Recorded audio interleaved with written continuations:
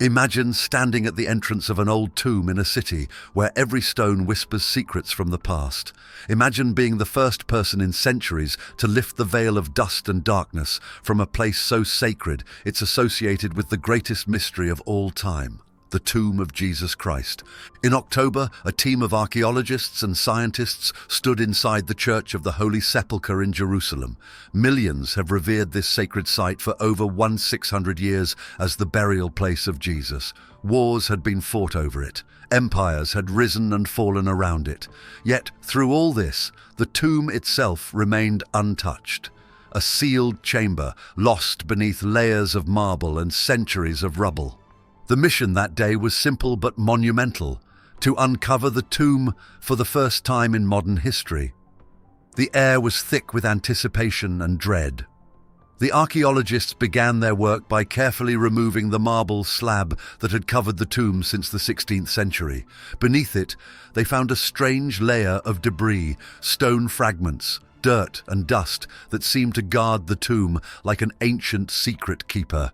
For hours, they scraped and sifted, inching closer to what lay beneath. And then, as if the tomb itself was reluctant to reveal its truth, they hit something unexpected. Another marble slab, hidden beneath the first. This one was different, older, greyer, and marked with a faint but unmistakable cross. The team froze. As the team continued, they began to realize they were not just uncovering a tomb, they were peeling back the layers of history itself. Each scrape of their tools, each cloud of dust, felt like a step back in time. The atmosphere inside the church was electric. For some, it was a moment of profound faith. For others, it was a confrontation with the unknown. And for everyone present, it was impossible to shake the feeling that they were standing on the edge of something much bigger than themselves.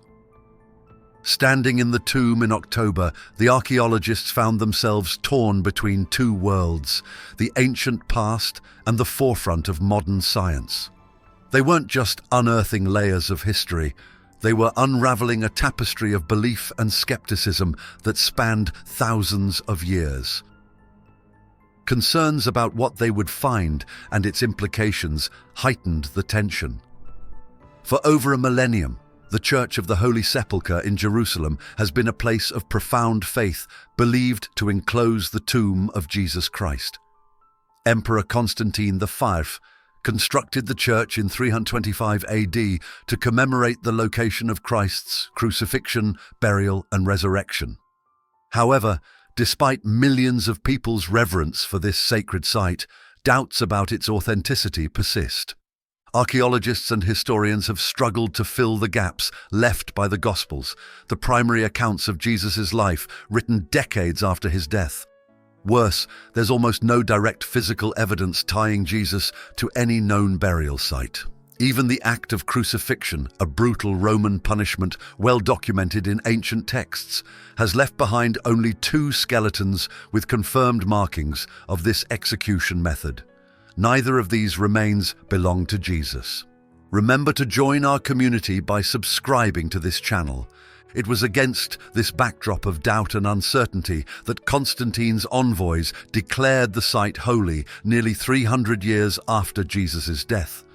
Was this divine guidance a leap of faith, or simply the best guess they could make? And in the centuries since, wars, fires, earthquakes, and human hands have repeatedly destroyed and rebuilt the church. Yet its sacred reputation has endured. But why?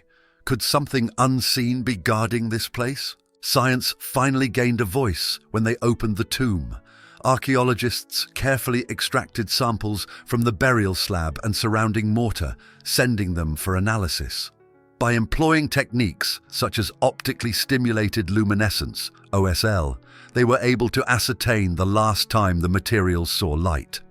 The results were astonishing. The samples confirmed that the burial bed and its hidden slab dated back to the 4th century, precisely when Emperor Constantine's team first identified the site. This aligned perfectly with the historical timeline, but it also raised unsettling questions. If the tomb had truly survived centuries of destruction and reconstruction, what force had preserved its core? Was it human determination or something else? Adding to the mystery was the discovery of a second marble slab beneath the first. This hidden layer bore a faint cross, a detail unknown to history until that moment. Who placed it there and why? Some conjectured its addition during the Crusades as a protective measure for the tomb, while others asserted its much older age, potentially even originating from the original construction. But its purpose remained a mystery, leaving both scientists and believers with more questions than answers. For believers, the discovery was a reaffirmation of their faith, a tangible connection to the divine. For skeptics, it was a tantalizing puzzle with no clear solution. The tomb seemed to exist in a liminal space where neither science nor religion could claim complete authority. It was both ancient and eternal, real and untouchable, a place where answers only led to more mysteries. Take the historical narrative, for example. The Gospels describe the tomb as a cave carved into rock, sealed with a massive stone. Constantine's team in the 4th century claimed to have found such a tomb beneath a pagan temple built by Emperor Hadrian. They removed the temple, excavated the site, and built the Church of the Holy Sepulchre around it. But even their accounts leave room for doubt. Could they have identified the wrong tomb? Or did they find the right one and then lose it amid centuries of chaos? Modern science provided some clarity but no definitive proof. The tomb's age aligned with the historical claims, but that was as far as the evidence could go. The evidence could not establish Jesus' burial or his presence there. The story of the Church of the Holy Sepulchre begins in the 4th century, during the reign of Roman Emperor Constantine I. At that time, Christianity was still a fledgling faith, struggling to gain a foothold in a world dominated by pagan traditions. Constantine, the first Roman emperor to embrace Christianity, sought to solidify its place in the empire. And what better way to do that than by identifying and honoring the most sacred site of the new faith, the burial place of Christ? But there was a problem. For centuries, people deliberately obscured the site believed to house Jesus' tomb. Around 135 AD, Emperor Hadrian, a staunch pagan, had ordered the construction of a Roman temple over the location. This wasn't just a random act of building, it was a symbolic move to erase the memory of Christianity from the city. Hadrian's temple was a statement of dominance, a way to overwrite the sacred narrative of the Christians with Roman mythology. Fast forward nearly 200 years, and Constantine's envoys tore down Hadrian's temple, excavating the ground beneath it. They claimed to find a tomb that matched the descriptions in the Gospels, a cave carved into rock, believed to be the final resting place of Jesus. Constantine didn't hesitate. He ordered the construction of a grand church around the site, turning it into a beacon of Christian faith. But even this monumental structure would not escape the ravages of time. Are you enjoying the story? Support our channel by clicking the subscribe button. The Church of the Holy Sepulchre has faced countless threats over the centuries. Over the centuries, people have burned, attacked, and reduced it to rubble, only for it to rise again. Caliph al-Hakim bi-Amrullah, a ruler notorious for his hostility toward Christians, completely destroyed it in 1009. In the 11th century, they rebuilt the church, permanently altering its form and layout. Each reconstruction added new layers to its history, blending architectural styles and leaving behind clues about the people and powers that shaped it. By the time the Crusaders arrived in the 12th century, the church had become a battlefield as much as a holy site. European knights fought to reclaim Jerusalem and restore the church, adding their own touches to its design. They introduced Romanesque elements, turning the site into a fortress of faith and a symbol of their conquest. Even after the Crusaders left, various Christian denominations continued to manage the church, each vying for control. This tug-of-war over the church's ownership continues to this day. Roman Catholic, Greek Orthodox, and Armenian Christians all share responsibility for its maintenance, leading to occasional disputes. One infamous example is the immovable ladder, a small wooden ladder that has sat near the church's entrance for over 200 years. No one can agree on who has the right to move it, and so it remains a symbol of the Church's fragile balance of power. Despite its turbulent history, the Church of the Holy Sepulchre has remained a focal point for faith and pilgrimage. Millions of visitors come each year to pray, to marvel, and to connect with a story that has shaped the world. But how has it managed to survive so much destruction and division? Part of the answer lies in its ability to adapt. Each reconstruction, while altering the Church's appearance, has reinforced its symbolic importance. The Church has absorbed the scars of history, turning them into markers of resilience. Fires, earthquakes, and invasions may have left their marks, but they have also added to the site's mystique. The Church is not just a building, it's a living chronicle of faith, preserved through the efforts of generations who refused to let it disappear. However, a less tangible factor might also contribute to its survival. For many, the Church represents more than history. It's a bridge between the earthly and the divine.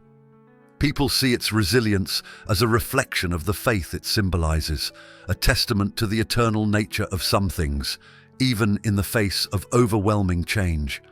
The Church of the Holy Sepulchre is more than a place. It's a testament to humanity's determination to preserve its stories. Through wars, natural disasters, and centuries of conflict, it has endured, holding on to its secrets and its power. Yet its history shows how fragile even the most sacred things are. Time changes everything, even as it leaves some questions forever unanswered. For nearly 500 years, the tomb had been protected by a marble covering placed there in 1555. Its purpose was simple: to stop pilgrims from chipping away pieces of the burial bed as souvenirs. This protective layer had made the tomb untouchable, almost forgotten beneath the rituals of faith and the passage of time. Upon its removal, the team discovered a second, hidden slab, a grey marble piece with a faint cross etched on it. This second layer was unexpected. No one had recorded its existence, and its origins remained unclear. Some speculated that its placement during the Crusades was to protect the tomb from destruction. Others believed it was older, perhaps installed after a devastating attack in 1009 when Caliph al-Hakim bi-Amr Allah destroyed the original church. The slab, cracked and worn, seemed to carry its own story, one that no one could fully decode. But the real shock came after 60 hours of continuous work.